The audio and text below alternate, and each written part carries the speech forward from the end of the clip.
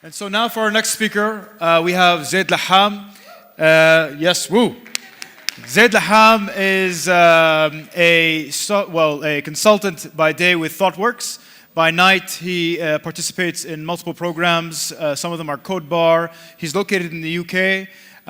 Big advocate for serverless structures, OSS, the different things, technologies that he'll be telling us more about right now.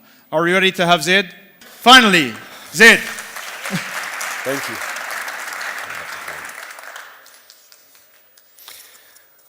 Right, so let me first of all start by let's appreciate this event and thanking the people that have put all the effort to organize this, especially Propeller and Kilograms events. It's been great to kind of be in my home city and to witness this happening properly, you know? We always look at the software conferences in Europe and the States and look at them and say that when is this ever going to happen? So thanks to those guys and those ladies, it's been honestly. So we're talking about testing. Who loves testing? Wow, that's more than I expected. Who hates testing? See, that's what I wanted. Okay, so I'm a software engineer. I've kind of focused more on the development side of things. I do dabble a bit with infrastructure. I'm more interested in infrastructure lately. And I love testing. So that's kind of who I am. I grew up in Jordan, and I've kind of been back and forth between the UK and Jordan. I studied there, I worked, by there I mean the UK. I've lived there for about 10 years now, so it's kind of also like my second home. While I was in Jordan, I also worked for two amazing companies, Akhtabut and Zen HR. So if you ever need an HRMS, Zen HR is the way to go, right? They didn't pay me anything to do this, by the way. It's just... and I currently work for a company called ThoughtWorks. ThoughtWorks is a global consultancy. I'll talk a bit about it in a bit. Wow.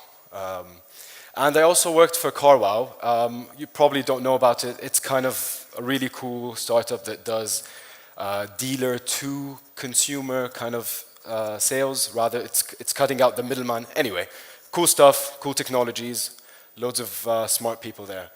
And more proudly, I also do a lot of volunteering. So I'd also like to do more, obviously, but more recently I was involved with Code First Girls. It's a great initiative that gets more females into tech, and we provide a few different courses at different levels. So hopefully one day we'll have something similar in Jordan as well, or in the region. So I've worked on a lot of technologies. Worked on a lot of technologies. I love open source languages, obviously, and my pride and joy has always been the Ruby stuff. So if you're a Ruby person, yeah. So yeah, that's kind of my bread and butter. I also love infrastructure. I don't believe there is kind of like a, what do you call it, like a job position that should be called a DevOps engineer. I believe that DevOps is a mentality and a kind of a capability where it should be end-to-end. So you can either be specialized more in infrastructure or software development, obviously, but you know. Anyway, I love infrastructure. Just inserting a few logos here, you know. Some shout out to Terraform. We all love Terraform, I guess. And yeah, cool. And obviously you have to put the Docker stuff. But we're here to talk about this stuff, right? We're here to talk about the fun, amazing world of testing. I guess people are probably more familiar with Cucumber and Selenium, I'm assuming. Maybe some of the JavaScript stuff. But again, we have to at least mention infrastructure testing. So anyone familiar with InSpec and ServerSpec? Ooh, that's not great. I'm not going to talk about them today, so don't worry. So what would I be doing if I wasn't in tech? Any ideas? Tester, but that's still tech. What kind of tester? So I would probably be cooking. I love food. I love kind of the process of making something out of nothing. That's probably why I'm in tech as well. And yeah, that's kind of like what I want to be doing when I'm 60, 70, kind of like a thing for retirement. Or I want to be training horses, you know, these majestic, nice creatures. But yeah, this is just an icebreaker, you know, just to get to know me a bit better. So back to my current employer, ThoughtWorks. For those of you that are not familiar with it, we're a software consultancy. We're global. We've been around for a while, and we are more than just software engineers. We are a community of creators, authors, speakers, and technology evangelists. We appreciate the act of creating something, and we view software as a craft. We are inclusive, we are diverse, and we believe that everyone should have a chance at, you know, like a sustainable future. So we're built on 3 pillars as well. We believe in social justice. We're more than just a software shop. Like previous ThoughtWorkers and current ThoughtWorkers have written hundreds of books, a few of which you might kind of be familiar with. Yesterday we had Pat. Pat was co-author on building evolutionary architectures, so we have to give him a shout out. My probably favorite one is Refactoring by Martin Fowler, and another one is Infrastructure as Code, for those of you who are familiar with it. Yeah, and many, many more. So we've also, when I say we, I like to take credit for it, but not really. Like, I've not been there for long enough, but anyway, let's say we. We have literally written the book on many, many topics, some of which are microservices, test-driven development, and many other agile processes and sub-processes, and obviously like language stuff. So we've come a long way. We've been around for 25 years, which is like crazy in tech, right? Like 25 years is 100 years. It started out as a small kind of development shop to help clients to get better at what they do. And today we are about, I think we're reaching the 6,000 mark. So we've expanded quite heavily. We are heavy on open source. Some of our kind of, let's say, customer-facing products are these 3. We are big on CI/CD stuff, anything that is related to kind of getting better at your cycle and your process. We also are very proud of being recognized as diverse, kind of inclusive employers. So we received countless awards when it comes to kind of diversity and inclusion in the UK and internationally as well. Is anyone familiar with Selenium? Has anyone heard of Selenium? Yeah, so we've also done that. So if you hate it, don't blame us. If you love it, it's us. If you also like Selenium, there's a new product. It's coming out. Talk to me about it later. It's open source, so I can point you in the right direction. So, we also, yeah, just one more thing, right? We can't forget about Post-its. We love Post-its. We love Sharpies, and we also love pair programming. That's one of the things that we're kind of like big on. And yeah, I don't know what that board is. I found this, it's not really a stock image, it's internal, but yeah, Post-its, right?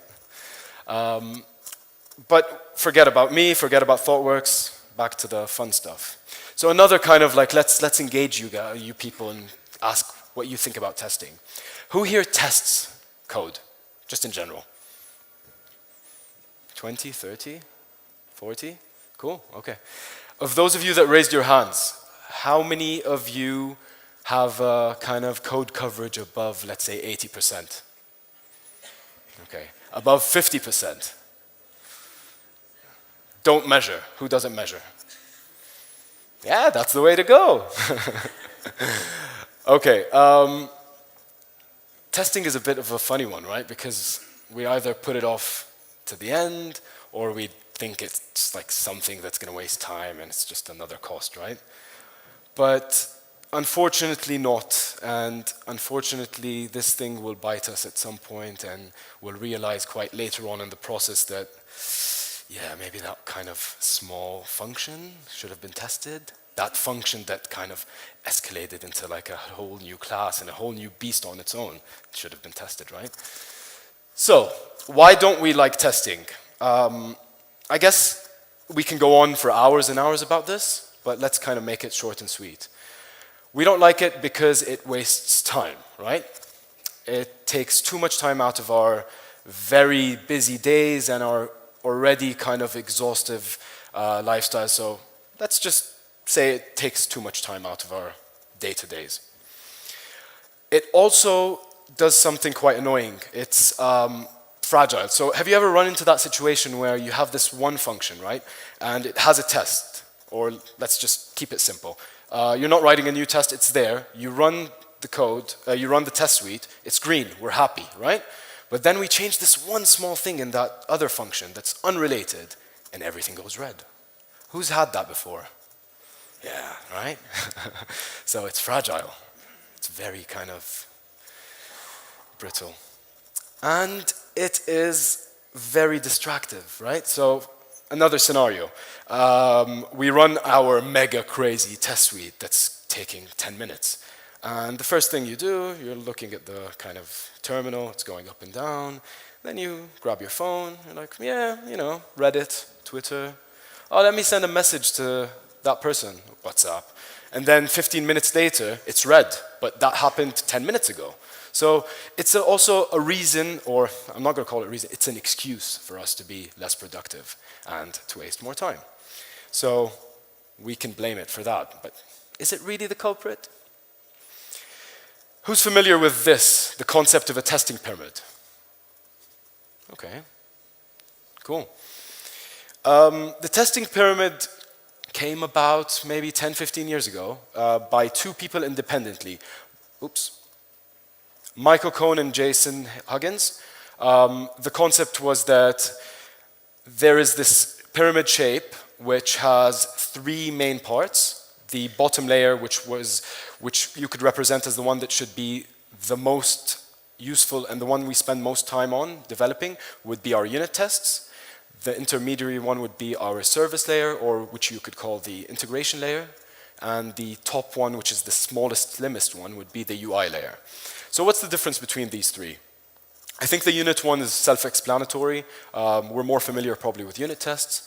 But the UI one on the top is what you would call an end-to-end test or a feature test. And that is the one that goes through your entire feature, your entire stack, and it usually doesn't have any mocks, stubs, or any spies. So it is very costly, it takes the longest, and we don't like it. And our middle layer, the integration one, is the one that is mainly about talking, getting your services to talk to each other, or getting your entire system to kind of talk nicely to other external systems. So an example would be, let's say, a payment gateway, kind of getting the information properly from your external provider back to you. We use integration tests for that. But that's not what we're here to talk about. We want a real world example. We want to talk about something that will affect us directly and we can take away something from this talk. So I'm going to take that previous testing pyramid and implement it into an MVC model or an architecture. And that's where this can relate to us more. I'm sure that many of the audience are working either directly now or have worked with an MVC app. And another assumption that we're taking now is that we will be giving examples that are more object-oriented. But just because of time, I would love to talk about functional stuff, but you know, let's assume this is MVC, this is an object-oriented language, and from here we can take it. So, instead of having a pyramid-shaped structure that just talks about units, integrations, and end-to-end tests, we're going to look at our MVC structure, and from there, break it down in terms of what the cost is and what the time is and how much we should spend and prioritize. So, for your models, in the top left-hand corner, the kind of horizontal bar that you see there, that is what would represent our unit tests, the traditional way of thinking about unit tests. And our controllers, because the nature of how controllers work, they kind of touch both sides of the model and the view. So they have a horizontal area that is wider and it touches different parts of your system. And our request and feature tests obviously are more end-to-end, so they have different, they talk to different parts and they will take longer to run because They have a longer span. The feature will be talking to models, probably databases, and external services. And we shouldn't mock these because we want to expect the actual behavior that a user would take. So that's why they are at the bottom, and as you can tell from this kind of slider, the unit tests are more towards the top, if it's a scale, that is, and integration tests are more towards the bottom. And to be honest, this should be more of an end-to-end rather than integration, because integration should be closer to the bottom, so apologies for that. So diving back into unit tests. Unit tests are the kind of friendlier ones of the bunch, because they don't take that much time, it's not that difficult to get kind of up and running with writing them. But what do they really represent? What do they do, right? So in terms of abstracting them, they can be viewed as testing an object, testing a function, testing, I don't know, an entire class. No, don't do that. Shouldn't test a class. But yeah, they just represent this single entry point that you want to understand and encapsulate and kind of take behavior from it and out of it. So think of a black box model. In, out, output should be what we expect, and that's it. It's simple, easy, and reliable. But they can be very tricky as well, right?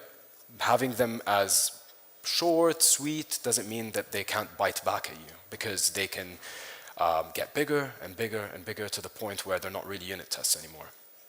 So let's just take an example of how a unit test would look like. And just as another side note, I forgot to mention, the aim of this talk is more towards being language agnostic. So we don't really care about specific tools, specific technologies.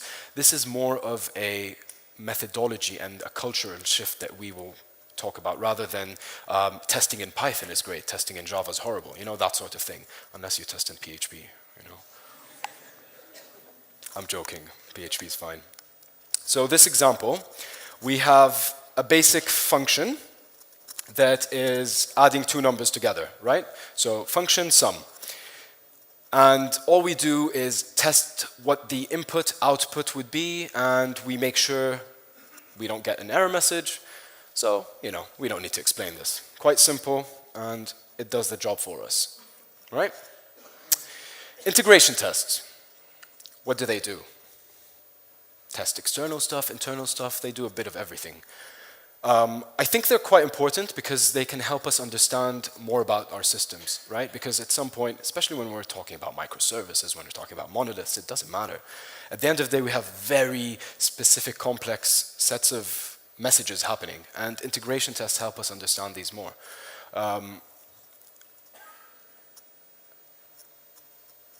Does this kind of ring a bell? So, system A, the tap, right? You turn it on, should talk nicely to system B, the towel dispenser. But guess what's happening? Nope, not happening.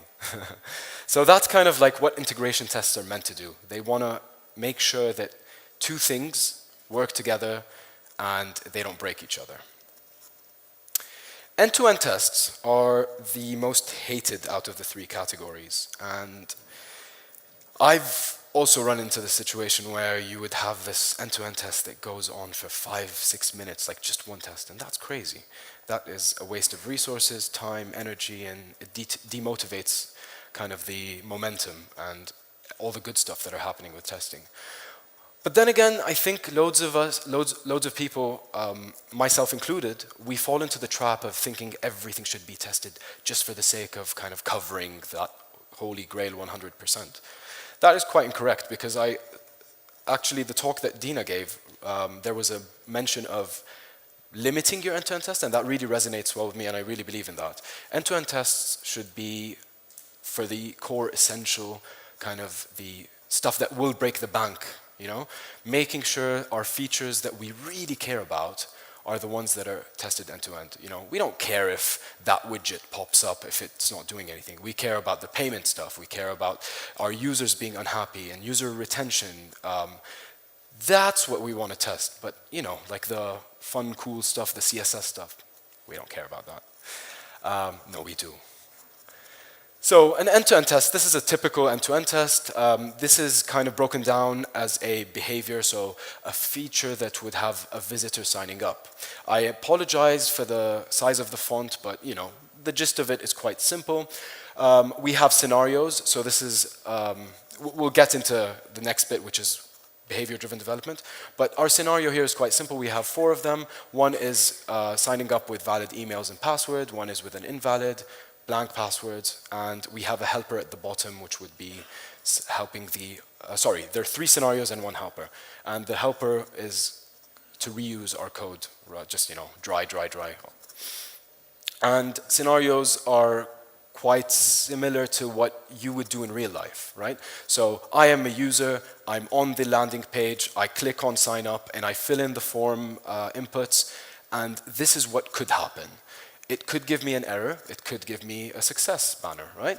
2 things can happen. So we want to make sure that is the case end to end. That's why, we're calling them end to end.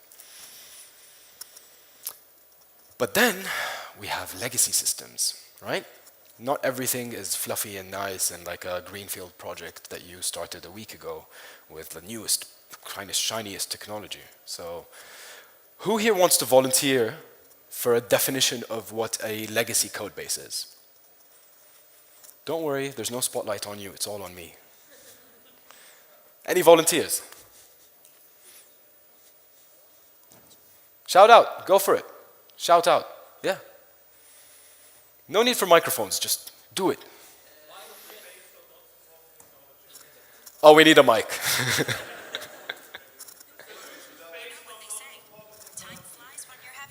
Siri is not happy, apparently. Sorry. Solutions based on non-supported technology stack. That's a great one, right? Anything else? I believe that I think it's a system which is not tested. That's another one. More volunteers? You're doing great. Yesterday's code is a legacy today. Sorry? Yesterday's code is a legacy today. Sure, okay. Sure, okay. Cool. Cool, yeah, keep it going. Yeah, let's do this, come on. Nice, okay. Honestly, this is all great. So I'm really happy with the answers because usually the answers that you would get would be code bases that are older than 5 years, code bases that are older than 10 years. And unfortunately, that's not the case. Well, fortunately and unfortunately, it doesn't really matter. The legacy is not age-related. Legacy does not mean it is a 20-year-old IBM mainframe thing. Legacy does not mean it is an Oracle database that's been living there for the past 30 years. None of that.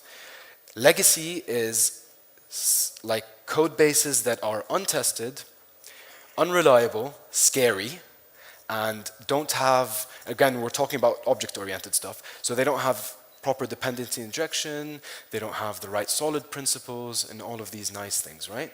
So it could be, theoretically speaking, a two-month-old greenfield project that is legacy, in my eyes. And that is not what we want.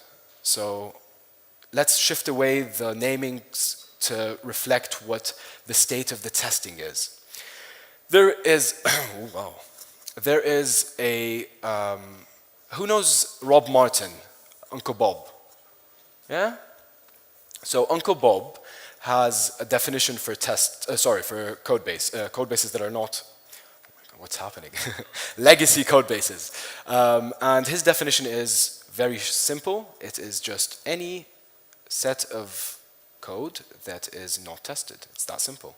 And I think that resonates well because untested means that it's very difficult to understand what's happening and, you know, there's a domino effect. So moving on, there is this really nice tweet that I think will resonate with all of us, is that anyone who says everything happens for a reason needs to work on a legacy code base, right? Because the naming is amazing and all of that. This guy's really cool. He's, for those who don't know him, follow him on Twitter. He's part of the GitHub core team. He's a Rails core contributor, very smart, funny guy.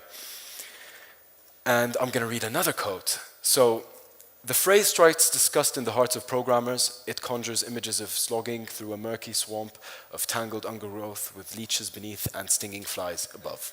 It conjures odors of murk, slime, stagnancy, and offal. Although our first joy of programming may have been intense, the misery of dealing with legacy code base is often sufficient to extinguish that flame. Does that resonate? Do you feel that happening? I did. And it's quite a good statement. And then again, we've got this guy to help us understand how it feels to write tests for a legacy code base. All right? So, let's give an example. Disclaimer, I don't believe the world is flat, but let's take it from there. So, we've got this class that has a lot of methods inside it, and we just, for the sake of brevity, we're just looking at this one. And imagine this scenario. You're jumping on this new project, or you join this new team, and you want to go through the code base, they gave you access, and the first thing you do is you want to kind of do your own analysis and understand what's happening behind the scenes. So you jump on, and you go to this class, and you find a method that says, start with me, because amazing naming, right? And it tells you that there is, at some point, a really weird other function that says, ask Stephen Hawking, right? So we jump into ask Stephen Hawking. What does Stephen Hawking tell us? And you find infinite loops, and you find crazy kind of complex code inside each other, and that will take hours and hours to untangle. So it feels like you're going through this black hole, and you don't know where, when, and how to leave, right? So this is kind of the feeling that you would get with typical untested projects that don't have consistent, let's say, styles and conventions. And it doesn't just have to do with tests. I'm expanding it on just testing now. So you run into that scenario. How do we deal with that problem? How do we make sure that we don't run into this in the future? How do we make sure that we have a sustainable tool set and techniques that we use to allow us to kind of run away from these problems and not allow them to happen again, and kind of build a culture surrounding our team to introduce testing, to introduce the mindset of testing, and to make sure that we don't fall into the trap of kind of blaming it on the time, saying that we don't have time to test, or even, some people I've worked with say that, no, I'm a software developer, I shouldn't test. This is something that is meant for QAs. And I really don't believe in that. I believe that testing is something that everyone should do, regardless of what your role is, what your job title is. It's a mindset, because it also shows how much you care about your code base and the product you're delivering. So I think that there are countless tools out there, but we have a short amount of time to do this. So we're going to go through like the most important ones I feel are essential to get bootstrapped into building testing or improving your testing capabilities. 1, profiling. What I mean by profiling is understanding why your tests are slow. Because remember when the 3 main points we brought out in the beginning, slow tests are the most painful ones, I believe, at least in my opinion. So the first thing you should do is to understand why they're slow before falling into the same trap and writing the same slow tests in the same slow test suite and making it even slower. We should understand what are the bottlenecks, where they are happening, how we can stop them, and where to go about from there. So it's less about talking about just slow tests. So this is an example library. You can find countless ones for countless technologies, and this one just shows you the top 5 slowest areas in your code base, and from there you can take it further. Another one, I believe, this is a bit biased and opinionated, but I love the terminal, and I feel that living in the terminal helps you understand more about your code base, even though you need an editor, yes, but still, the terminal is where you run your test suite, or you can run your test suite. So I am bringing out this screenshot for a reason. It's not just there to confuse people. On the top side, we have our tests and our code base, and on the bottom, I broke it down into just split the window, and that's where I run my test suite. And this really helps me. This is a very simple activity, but it really helps to understand kind of what's happening at the same time, so you don't lose track and you don't lose context. And another one would be to, so yeah, it's basically your tests on the top and your tests on the bottom and your code base on the top, and you run your tests on the bottom. Another one you could do is having split windows, sorry, not split, separate windows. So if you're easily distracted, you can have your code on one window and you can have your tests on another one. And I am assuming that people are only using Vim because everyone should only use Vim. So Emacs, none of that doesn't exist. Another one, this is also plugging my philosophy into this. I love Tmux. Tmux is great. It helps with staying in the terminal. So if you love your IDE, this helps with that. And I use Tmux in a very similar way to how you can split your terminal. And at the bottom, you can see you have your, what you would call session, no, not session, sorry, windows. And I have one window for my editor, one window for the tests running the shell, and an empty one. So you can always do that. This is just zooming in. And then I also sometimes break it down into the particular set of tests. So I have my unit test, my integration test, and then my end-to-end test separately, rather than all run it in one go, because that's a lot of time wasted. And another tool that you could use, this thing called pipelines. Anyone heard of pipelines? So they're great. They come with most of the major source control providers, and you can get started with them straight out of the box. GitHub has them, GitLab has them, and Bitbucket has them. So there's no excuses in terms of, oh, I need a Travis CI, or I need my Jenkins, and none of that. You can start using what you already have. Number 4 is code coverage tools, and by that I mean just knowing what parts of your code is covered and not covered. But that is quite tricky, because some of us might say, I have 100% code coverage. Some of us might say, I have 20. But does that number really matter? Who thinks that number matters? No one. So 100% test coverage doesn't matter. Okay, cool. Smart people. It doesn't matter, as long as you're not testing the right things, right? So if we are testing the right things, yes, 100% is what we want to achieve. But then again, that number is more of a vanity metric. What we really need to focus on is the average hit per line, right? Because in terms of priority, let's say we have this one crazy class, okay? And one method specifically is being hit 80% more times than the other ones. Should we test everything else and forget that one? Should we prioritize? That's kind of the question that helps you understand where the pain points are and what slow tests are causing your pain, all right? So there are many code coverage tools for every language available, and they work in a way where they just highlight which parts are covered, which aren't. And some of them, this one I'm not sure does it, but some of them have the average hits per line on the right-hand side, so that helps you prioritize and understand what's missing, or where you need to focus. And obviously these are some of the tools for the specific languages that you can find open sourced. Number 5, static code analysis. Static code analysis, I view it as a linter on steroids, right? Because it does stuff like a linter, but then it has extra features and extra capabilities. It helps you look at your security vulnerabilities, it helps you look at how you can improve your performance, and many, many other things. But I mention it within the context of testing is because in the act of testing, we sometimes fall into the trap of forgetting about the stuff that matters as well. So we forget about security vulnerabilities, we forget about our performance testing. So security scanning tools, static code analysis tools help us have everything in one place. And the one that I've used quite heavily is called SonarQube, if you're familiar with it.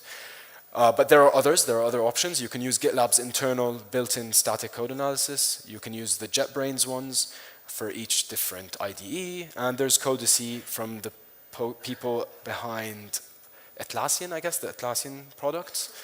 And it's quite simple. It goes through your coverage, kind of recommendations in terms of what you can improve, code smells, performance, and on and on and on.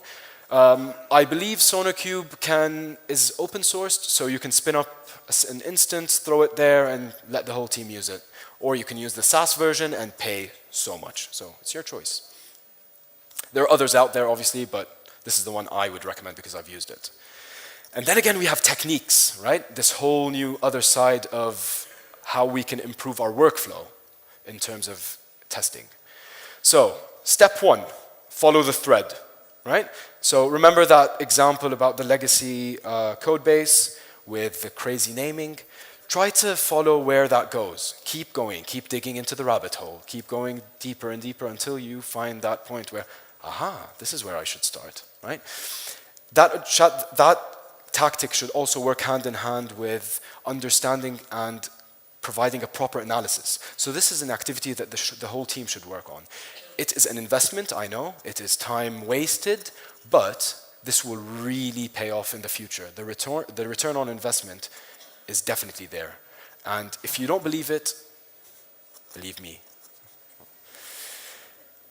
Develop a game plan. So developing a game plan should happen after you analyzed your code base using tools, using your kind of the people on the team, and working with QAs if you have any QAs in the team, and prioritizing. Because some people view this as just simple tech debt.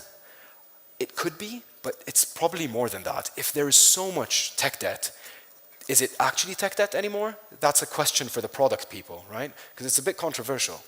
When does tech debt actually turn into actual stories that you need to prioritize? And my favorite, delete your tests, right? So fail, fail, fail, fail, fail, RMRF. Fixes everything. You get green code coverage again. No, I mean it in a serious note. Delete your tests if you feel that they're getting too complicated and you inherited this code base with a very complex test suite. It's simpler than that. Start from the basics. Start with what you know. Start with what works and work towards a better image and a better test suite. And the AAA strategy. And by that, I don't mean the battery. Just I needed an image to put there, so I got the battery. And I don't mean the credit rating, because we're in Jordan. We don't have a AAA credit rating. What I mean is, there are 3 steps that you can take that are linked to behavior-driven development. Step 1, align your code, or your test code, in 3 main parts that are visibly clear to anyone that's looking at them. And that, by AAA, I mean you can arrange it, and you can act it, and you can assert it. And for people that are familiar with behavior-driven development, this is something that you can link back to the user story and the scenario that you had before you started writing your test or your code itself. So it can be broken down into these 3 statements: given something, when something happens, then I get something, right? And this is just a simple thing that can be applied to any user story. And the reason why I bring this up is that you get into scenarios where you look at this test, it looks fine, but then again, it's not visibly clear. I use this squint test, right? So if you look at it from a distance and you squint your eyes, it looks like one blob to me, right? It's not visibly clear what's happening. How does that link to the user story itself?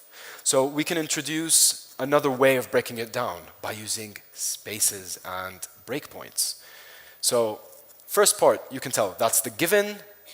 Second part, the when. And the third part is the then. So that's the assertion, right? And most tests fit into this kind of breakdown, and it's much easier to understand what's happening and to help onboard new team members by giving them a very clear structure of, okay, that makes sense. I can relate to this, you know? And there are really good libraries. I'm not sure if it's available in many languages, but there's one called rspec-given for Ruby, and that throws a DSL or an abstraction layer on top of another test suite that gives you the possibility to name them accordingly. So given something, when, and then. And another technique is to always remember that tests are code, right? We always fall into the trap of, you know, it's a test. It's not really code, but at the end of the day, it really is. Forget the abstraction, forget the fancy DSL, it is still code beneath the surface. So there's an example, a simple one. This is using a library called Spock, and it's written in Groovy. It works for Java in Groovy. I'm not sure if it works for Kotlin, but anyway, it breaks down a very, not really, a simple test into 2 statements, and expect and aware, using behavior-driven development techniques. But then again, we don't really know what's happening, because is that Java? Is it Groovy? I'm not really sure. There's too much abstraction happening. Beneath the surface, it's just that. A very simple 3-part breakdown of a test that is doing anything, right? So given, when, then.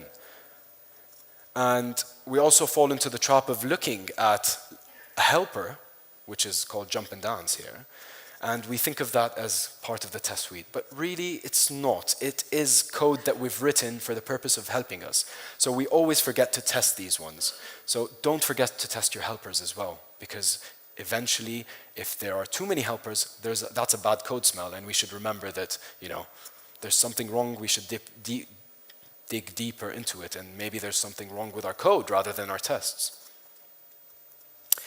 And another technique I would use is to profile yourself. So remember the example of Facebook, wasting time on Reddit and all that good stuff? Profile how much time you spend on each activity, right? Understand what your workflow is. Understand, is it really the test suite that's slow, or am I really bored?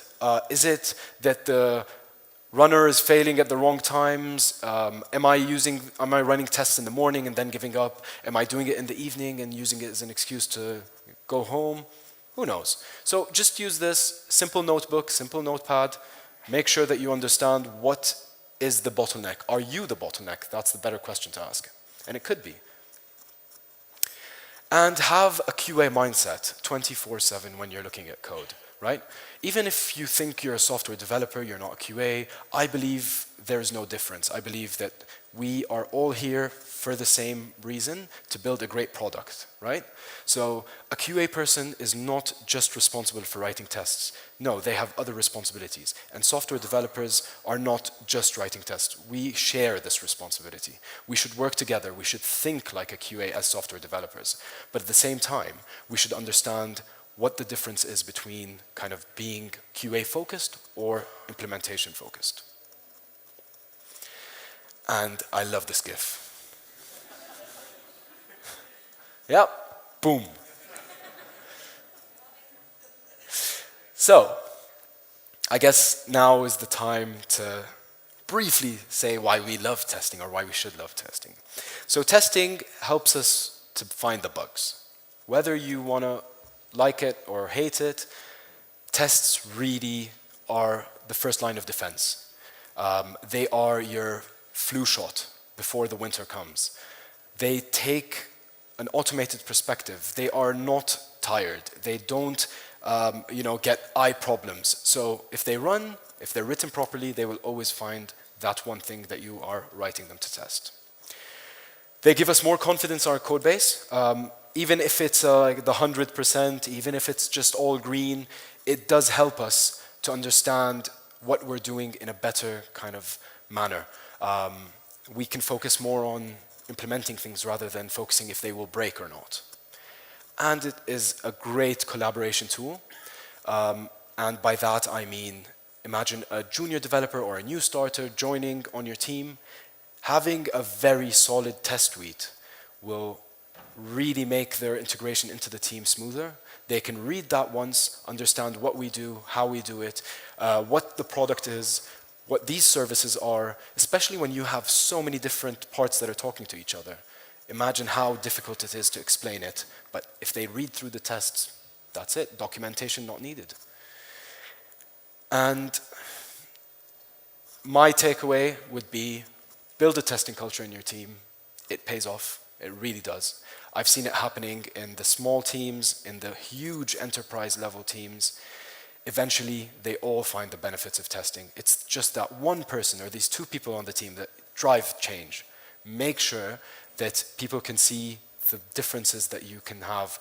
Show them actionable metrics that you can really take away and say that, no, it is worth spending time on this 5-minute test, right? It's not easy, and again, it's not difficult. It's not impossible. It's not rocket science. We can all do it. It's just the habits. And thank you for giving me your time.